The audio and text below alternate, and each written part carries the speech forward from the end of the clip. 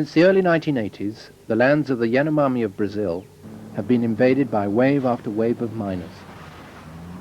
By 1989, the situation had become so desperate that with the help of Survival International, they sent a representative, Davi Yanomami, to Europe to win support for a land rights campaign. Eu sou índio que mora na floresta, muitos anos. I am an Indian who has lived for many years in the forest. I come here now to seek your help in defending us against the great threat that hangs over us.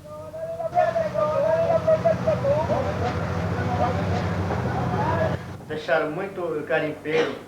Our lands have been invaded by thousands upon thousands of small-time gold miners whose only thought is to get rich quick.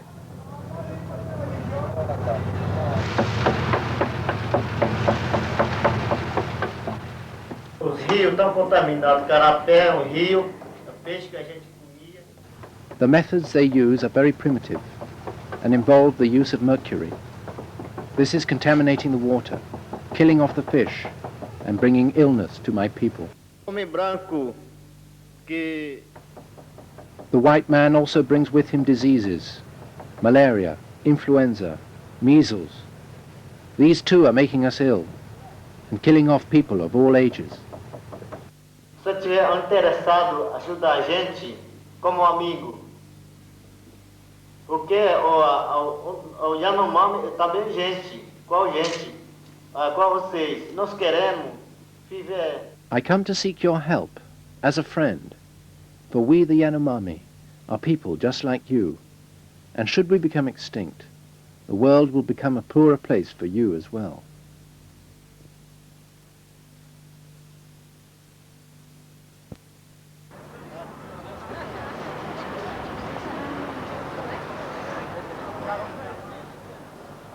One of Davi's most important visits whilst he was in London was to the Houses of Parliament.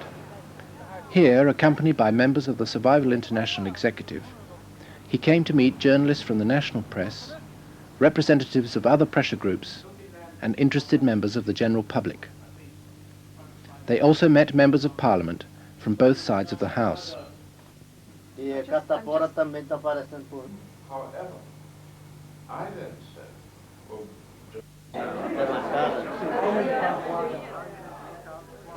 With everybody he talked to, Davi stressed the need for urgent action. He talked of the miners' insatiable greed for gold, of the destruction of the forest, of epidemics amongst his people, and of broken promises by the Brazilian government.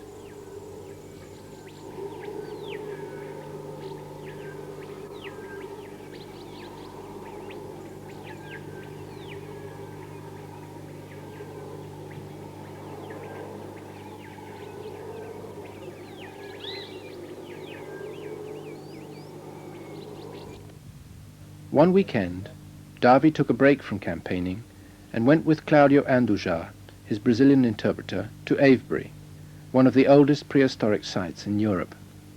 Davi, who is a shaman, sensed the presence of the ancestors in this place. The standing stones impressed him deeply. It is as if they were holding up the sky, he said. Should they fall, then the world will collapse too. He sensed also the presence of Omam, the creator god, whom the Yanomami believe gave the world its present form. Towards the end of his visit, Davi went to Stockholm with Stephen Corrie, director of Survival International, to receive, on survival's behalf, the Right Livelihood Award, generally known as the Alternative Nobel Prize.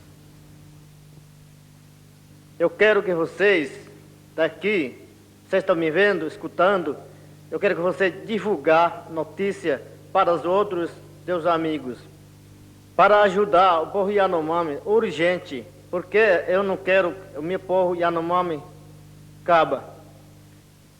I hope that those of you listening here will spread the news to others, for we, the Yanomami people, do not wish to become extinct.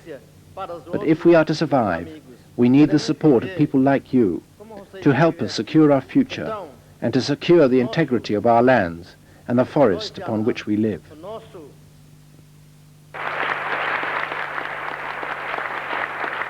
Survival International is a movement 20 years old this year, which helps tribal peoples to protect their lands and ways of life from destructive outside interference.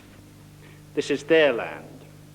They may not have concepts of land ownership, they may not have paper titles, they may not speak the national language, or even have any idea they form part of a nation state. But none of this alters the fact that the land is theirs by moral right and by law. We believe that this is where the central battle lies. If proper land rights can be secured, and they should be full ownership rights held in common by the people, not just reserves, then tribes will be able to choose for themselves how they're going to adapt to the changing world. We believe the governments must acknowledge that tribal peoples have this right. And we believe the governments are not actually going to recognize this unless they're made to, and that they're not going to be made to other than by force of public opinion.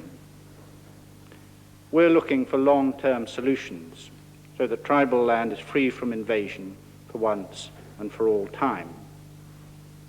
We're pushing for a recognition of human values over economic and political expediency, for an acknowledgement that many of our technological answers to life's problems are in fact failing, and that we must listen now, before it's too late, to some very simple and actually very obvious concepts which are encompassed in many tribal peoples' attitudes to the world. These peoples live by an evident fact. People don't exist outside of the environment.